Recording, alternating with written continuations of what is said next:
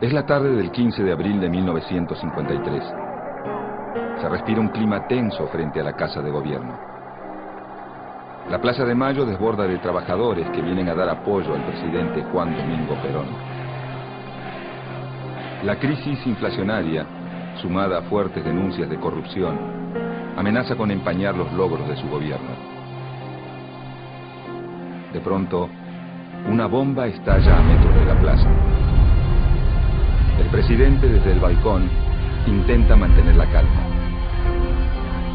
Minutos después, una segunda bomba explota en la entrada de un subterráneo. En la plaza, los manifestantes exigen una represalia para los autores de las bombas.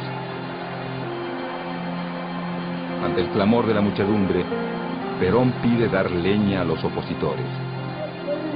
¡Persuadiendo y tiró a palo!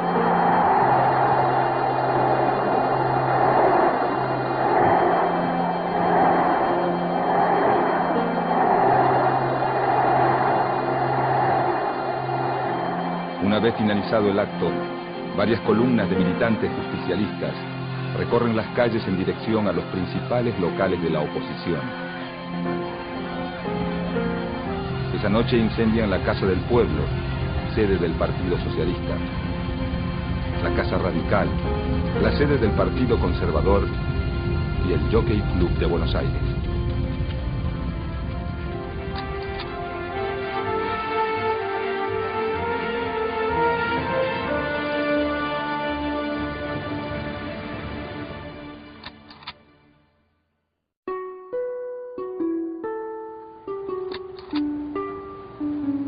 Para principios de 1946, la República Argentina se encuentra en pleno clima de elecciones presidenciales. La realidad política del país muestra un electorado polarizado. Bajo la denominación de Unión Democrática, se agrupan los partidos políticos tradicionales como la Unión Cívica Radical, el Partido Demócrata Progresista, el Partido Socialista, los conservadores y el Partido Comunista. Los candidatos de la Unión Democrática, representados por la fórmula presidencial Tamborini y Mosca, buscan alinearse con las potencias vencedoras en la Segunda Guerra Mundial, presentándose ante la sociedad como los representantes de la democracia y el sistema liberal. La Unión Democrática trata de mostrar al gobierno militar de Edelmiro Julián Farrell y a la política de su candidato oficial, Juan Domingo Perón, como una versión local del fascismo europeo. Por el otro lado, el Frente Electoral del Coronel Perón está representado por un partido integrado por dirigentes de los principales sindicatos, que busca representar políticamente al sector obrero industrial, el Partido Laborista, y también por un desprendimiento del radicalismo, en desacuerdo con la política de la Unión Democrática, la UCR Junta Renovadora, y algunas fracciones de otros partidos que se suman en varias provincias.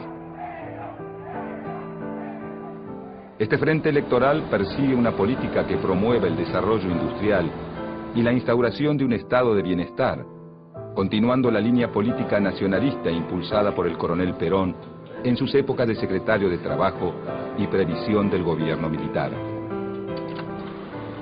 Fuera del sistema de partidos, la candidatura de Juan Domingo Perón recibe la adhesión de dos sectores muy fuertes en la política de esos años. Por un lado, las Fuerzas Armadas y en especial el Ejército, cuya fracción nacionalista decide apoyar desde un principio la política social del candidato de gobierno. Y por otro lado, la Iglesia Católica, cuya relación con Perón comienza con la Revolución del año 43, cuando el gobierno militar de ese entonces, del que Perón forma parte, implanta la educación religiosa obligatoria en las escuelas.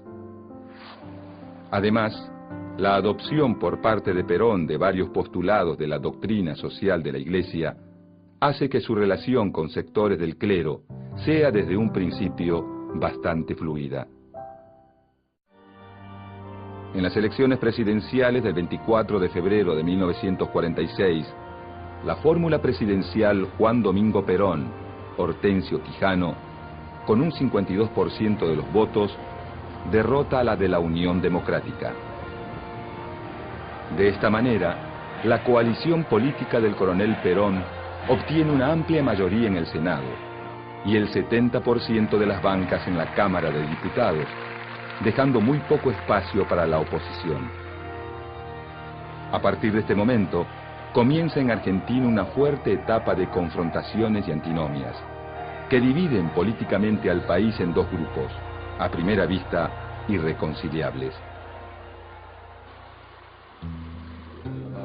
Una vez instalado en la presidencia, Juan Domingo Perón comienza a dar forma a su programa de gobierno, basado en la idea de construir una alianza de clases, es decir, un acuerdo entre el capital y el trabajo, garantizado por el poder del Estado. Para llevar a cabo este programa, Perón busca el apoyo de los sectores más afines a él. El sector obrero industrial, organizado políticamente mediante los sindicatos, y el sector empresario vinculado a la industria liviana, que basa su desarrollo en el mercado interno. La floreciente situación económica de la que goza el país en 1946 hace que el plan de Perón empiece a dar frutos rápidamente. En poco tiempo, la participación del salario de los trabajadores en el ingreso nacional pasa del 44% que tenía en 1943 a más del 53% llegado 1948. Para 1949, el salario real crece en un 62% con respecto a las cifras de 1945, permitiendo que los sectores de menores recursos aumenten el consumo de bienes y servicios relacionados con el bienestar. Los sindicatos, que para ese momento ya habían quintuplicado sus índices de afiliación, comienzan a expandir los servicios a sus asociados, construyendo sus propios policlínicos, hoteles y colonias de vacaciones, mientras que el Estado garantiza el acceso a la salud, la vivienda y el sistema previsional de los sectores más carenciados. Estas cifras alentadoras dan al gobierno de Perón un amplio margen de consenso entre los sectores populares, que comienzan a ver al presidente como algo más que un simple líder político. A todo esto, su esposa, María Eva Duarte de Perón, impulsa una medida que la hace sumamente popular.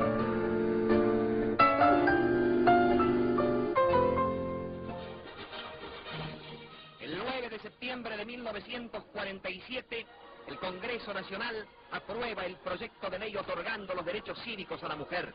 La señora Eva Perón, única gestora del voto femenino, materializó el sueño de la mujer argentina, otorgando la igualdad de derechos civiles con el hombre como corresponde a una democracia avanzada.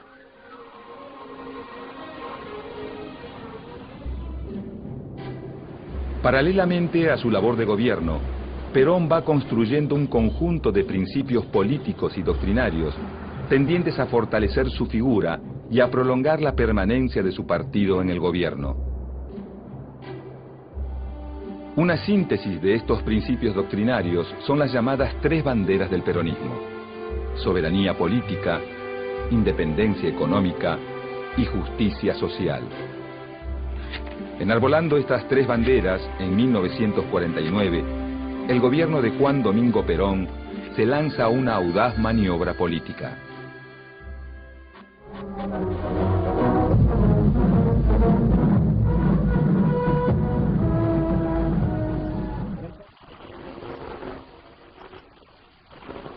Habiendo sección especial, el general Perón expone su pensamiento sobre la reforma constitucional, diciéndose a la necesidad e importancia de las modificaciones sociales, haciendo de manifiesto su fe en que es capaz de lograrse una nación socialmente justa, económicamente libre y políticamente soberana.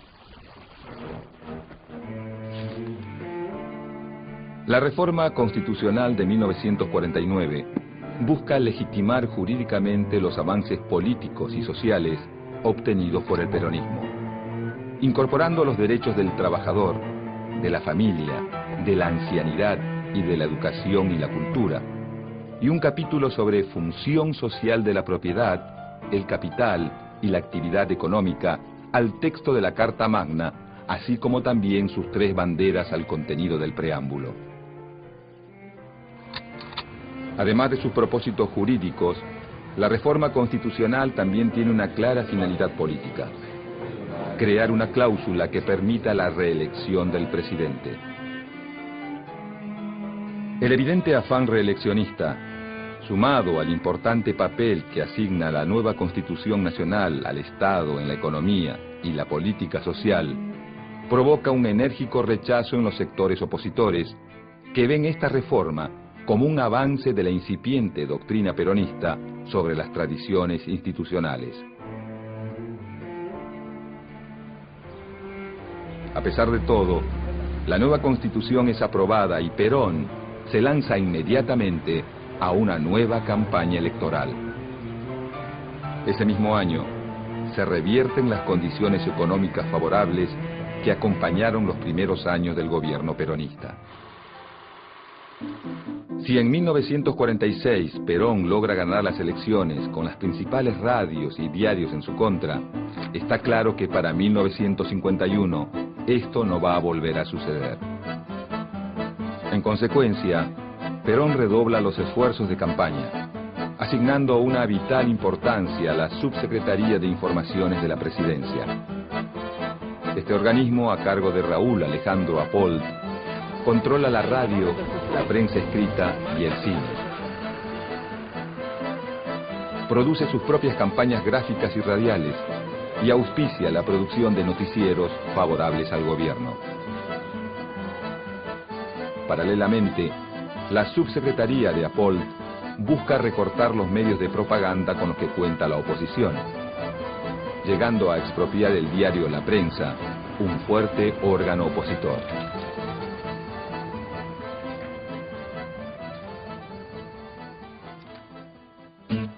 De 1949 a 1951, la propaganda oficial gana las calles y los principales medios de comunicación. Libros, afiches y filmes propagandistas exaltan la figura del presidente y su esposa. Es en esta época que María Eva Duarte de Perón adquiere una importancia fundamental para el gobierno. Su avasallante personalidad y sus logros políticos, sumados a su intensa obra benefactora, hacen que en poco tiempo la militancia peronista la convierta en un emblema de justicia social y que el gobierno la instale como la segunda cara más visible de la propaganda oficial. Para 1950, la campaña electoral avanza en medio de una incipiente crisis económica, que trae consigo los primeros brotes de inflación y una importante caída en las exportaciones. Con el fin de no perder el control de la situación, el Estado peronista refuerza las tendencias centralizadoras de su acción política, avanzando sobre distintas áreas, tanto en lo que se refiere a la implementación de políticas sociales, como la salud pública y la construcción de viviendas, como a los cuadros intermedios del movimiento, especialmente los sindicatos. Para principios de los 50, el sector sindical es uno de los que más ha crecido y uno de los principales apoyos del gobierno peronista. Con el objetivo de establecer un mayor control de los sindicatos, el Estado promulga la Ley de Personería Gremial. Dicha ley establece la formación de un único sindicato por rama industrial, lo que facilita el control por parte del Estado del movimiento obrero organizado. Paralelamente a la Ley de Personería Gremial, el Partido Peronista va reemplazando a la vieja guardia sindical por una nueva dirigencia menos autónoma y más cercana al gobierno.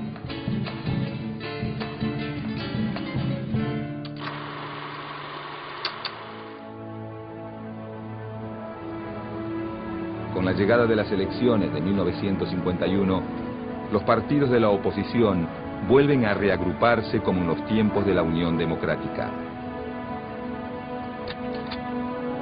Entretanto, una figura surgida de las mismas filas del gobierno comienza a ganar cada vez más peso político.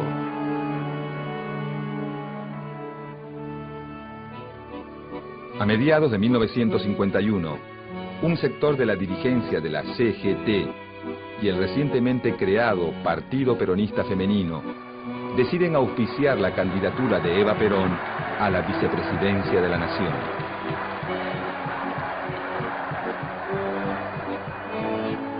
Esta noticia no hace más que avivar los ánimos de la oposición, principalmente entre los oficiales del ejército, que ven en Eva a una figura política mucho más intransigente que el mismo Perón. A fines de agosto de ese año, en parte debido a problemas de salud y a las reiteradas presiones de la cúpula militar, Eva Perón decide renunciar a su candidatura, dando un emotivo discurso que quedará registrado en la memoria de sus seguidores como el renunciamiento histórico.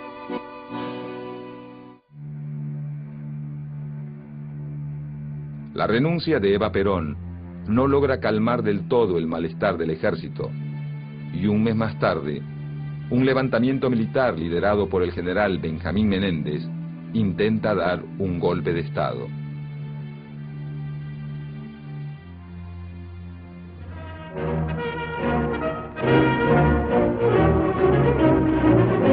Vibrando de indignación y patriotismo, el pueblo argentino sale a la calle para aplastar la traición. Como en la histórica jornada... A pesar de las críticas de la oposición y del intento de golpe de Estado, el 11 de noviembre de 1951, la fórmula Perón-Quijano vuelve a triunfar en las elecciones con un 62% de los votos. El 4 de junio de 1952, en medio de la crisis económica y de un clima político cada vez más áspero, Perón asume su segundo mandato. Dios y la nación en lo demás.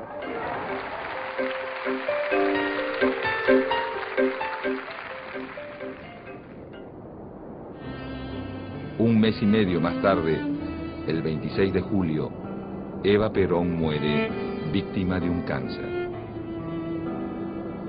Por unos pocos meses, la tormenta política es eclipsada por enormes manifestaciones de dolor popular.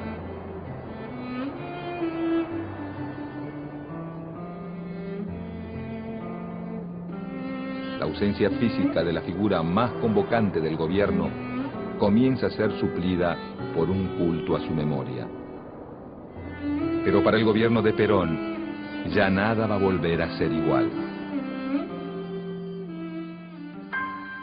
Llegado 1953, lo peor de la crisis económica parece estar llegando a su fin, aunque la crisis política no para de fermentar. Durante los primeros días del año, sale a la luz un escándalo de corrupción que involucra a una persona del entorno íntimo del presidente, Juan Ramón Duarte. Hermano mayor de Eva, cuñado y secretario privado del general Perón, Juan Duarte es acusado por la oposición de usar sus contactos políticos para hacer negocios sucios a expensas del Estado. El escándalo termina de estallar finalmente el 9 de abril, cuando Juan Duarte es hallado muerto en su departamento, luego de supuestamente haberse suicidado.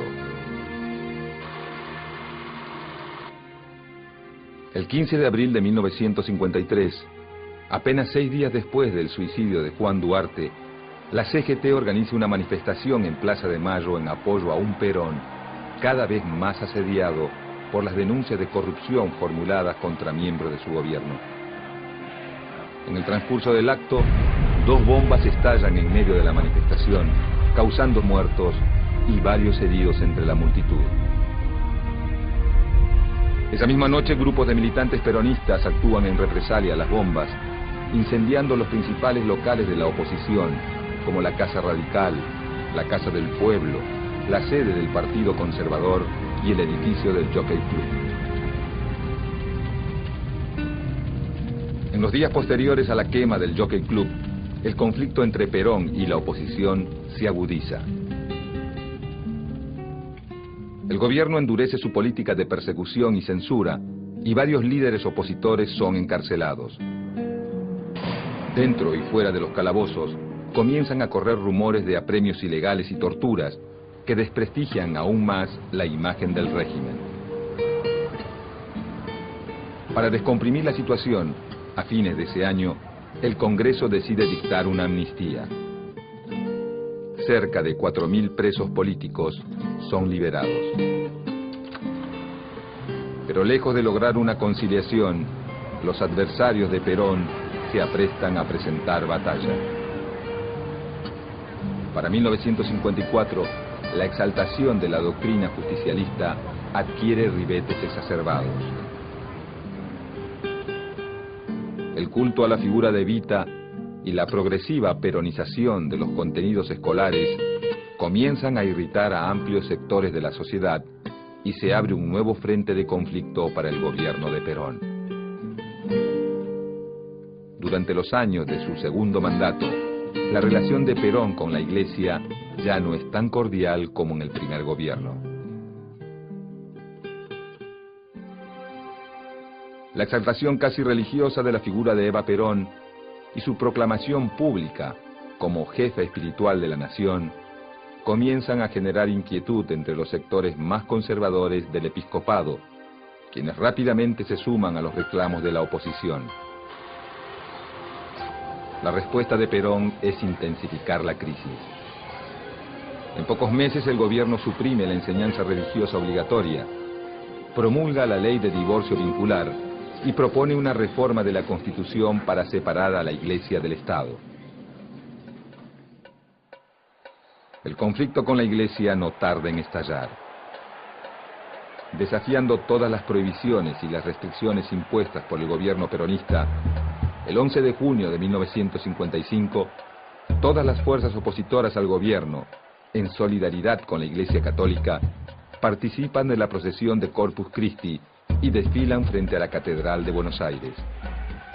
Esta procesión constituye la manifestación masiva más grande en contra de Perón hasta el momento.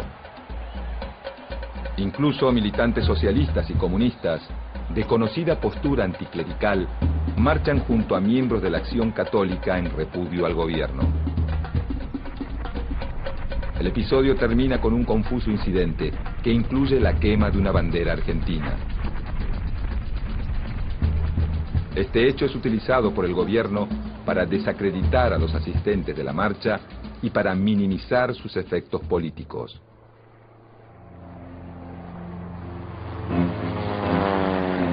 El 16 de junio de 1955, a las 12:40 del mediodía, una escuadra de 30 aviones de la Marina de Guerra y la Aeronáutica bombardea la Casa Rosada y la residencia presidencial de Recoleta, con un único objetivo: matar al presidente. Durante 5 horas, más de 15 toneladas de explosivos son arrojados sobre cientos de civiles indefensos, convirtiendo a la Plaza de Mayo en una versión porteña del apocalipsis. Perón, advertido de la maniobra, logra ponerse a salvo y sofocar la rebelión con el apoyo de los oficiales del ejército leales al gobierno.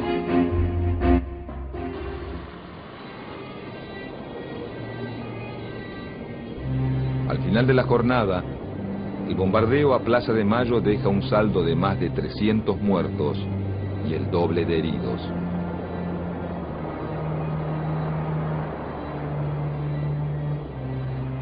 Esa misma noche, grupos armados de militantes peronistas incendian varios templos de Buenos Aires y la sede de la curia arzobispal. Para ese momento, la relación de Perón con sus opositores ya no tiene vuelta atrás.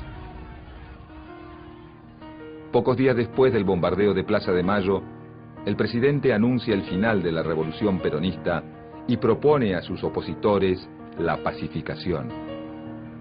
Pero estos, lejos de acceder a una tregua, deciden aumentar la presión.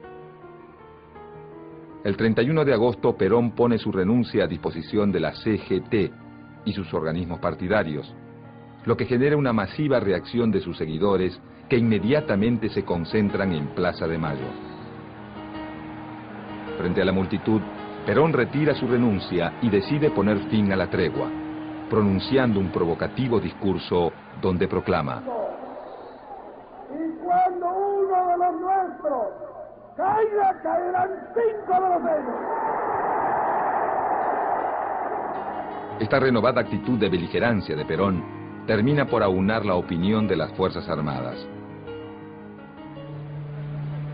El 16 de septiembre, desde la Escuela de Artillería de Córdoba, el general Eduardo Lonardi inicia un alzamiento militar a gran escala que incluye la ocupación militar de los principales centros urbanos y el despliegue de la Marina de Guerra en las costas del Río de la Plata. Luego de 4 días lluviosos de bombardeos, tiros y resistencia, el 20 de septiembre de 1955, a las 2 de la madrugada, el presidente Juan Domingo Perón decide abandonar el gobierno y refugiarse en una cañonera paraguaya. De esta manera, se impone un nuevo gobierno militar en Argentina, poniendo fin a 9 años de gobierno peronista.